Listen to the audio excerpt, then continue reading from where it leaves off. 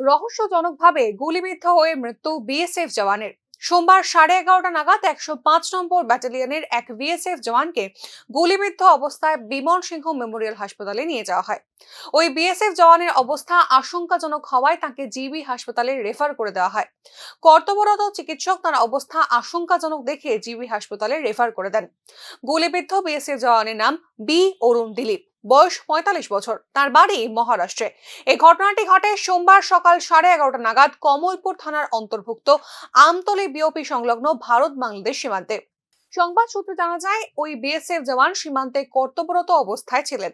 ডিউটিরত অবস্থায় এই বিএসএফ জওয়ান কিভাবে গুলিবিদ্ধ হলেন তা এখনো জানা যায়নি। পুলিশের তরফ থেকে জানানো হয়েছে এই গোটা বিষয়ে তদন্ত চলছে।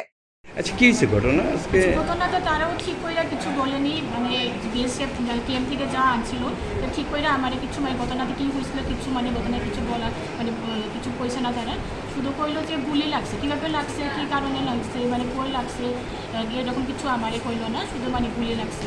তো গুলি মানে আমি 3টা পাইলাম বুকের উপরে লেফট সাইডে সে মনে হইতেছে সামনে দিয়ে মানে সামনে দিয়ে ঢুকছে, পিছন দিয়ে বাইরেছে এরকম লাগতেছে।